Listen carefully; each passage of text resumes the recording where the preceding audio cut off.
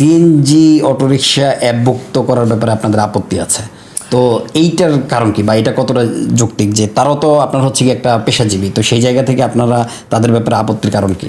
যে আপনি যে কথাটা বলছেন যে আমাদের আপত্তি, মূলত আমাদের আপত্তি না, এই আপত্তিটা হচ্ছে সরকারের, আর সরকারকে আমরা জাস্ট মনে করিয়ে দিয়েছি। অর্থাৎ রাষ্ট্রীয় যে নীতিমালা আছে, রাইড শেয়ারিং সার্ভিস নীতিমালা 2017, সেখানে স্পষ্টভাবেই বলা আছে এই সার্ভিসে কোন কোন যানবাহন যুক্ত হতে পারবে। বলা আছে কার, মাইক্রোবাস, অ্যাম্বুলেন্স, জিপ গাড়ি এবং মোটরসাইকেল। সিএনজি অটোরিকশার কথা বলা নাই, কারণ সিএনজি অটোরিকশার আলাদা কিন্তু নীতিমালা আছে, তাদের সকল কিছু আলাদা ভাড়া কাঠামো আছে, তারা চাইলে যে কোনো জায়গা থেকে যাত্রী উঠাইতে পারে, তার মানে তাদের হচ্ছে গিয়া বাণিজ্যিক একটা সার্ভিস।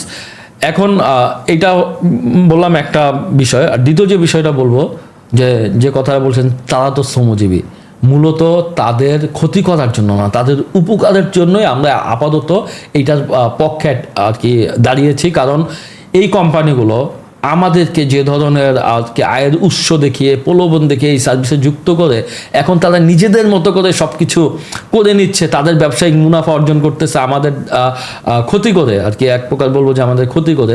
এই সিএনজি চালকদের সাথে যাতে এটা তারা করতে না পারে, তার জন্যই আমরা বর্তমানে এই স্ট্যান্ডার্ড নিচ্ছি। তবে আমাদের এও কথা আছে, যদি সরকার সিএনজি অটোরিকশাকে এই সার্ভিসে যুক্ত করার অনুমোদন দেয়, ডাজেন্ট ম্যাটার, আমাদের কোনোই আপত্তি থাকবে না। তবে স্বচ্ছতা দরকার।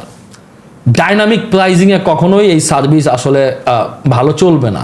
কখনো আপনার হচ্ছে যাত্রী লাভবান হবে সাময়িক সময়ের জন্য, হ্যাঁ, কখনো চালকরা লাভবান হবে সাময়িক সময়ের জন্য, কিন্তু বেশিরভাগ সময় সার্ভিস করতে হবে চালকদের, যাত্রীর, সকলেই মুনাফা করে যাবে কোম্পানিগুলো।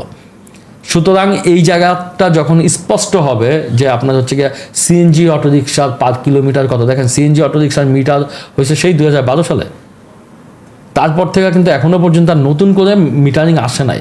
তো আমরা বলছি যে সকল কিছু যদি আপনারা বিআরটির কাছে আমরা বলছি যে যদি আপনারা সিএনজি অন্তর্ভুক্ত করেন, ডাজেন্ট ম্যাটার করেন, বাট হচ্ছে গিয়া সেটা নতুন নীতিমালায়, যেহেতু বর্তমান নীতিমালায় নাই, তাহলে এটাকে অপরাক্ত হবে এবং তারা অ্যাপ্রিসিয়েট করছে। আপডেট করে আপনার হচ্ছে আপডেট করেন, ভাড়া কাঠামোটা আপডেট করেন, কোম্পানিগুলো টোটাল ভাড়ার উপরে কত % কমিশন নিতে পারবে সেইটা আপডেট করেন। তাহলে না হলে তো আমাদের সাথে যেরকম কোম্পানিগুলো খেলছে, এই সিএনজি চালকদের সাথেও খেলবে।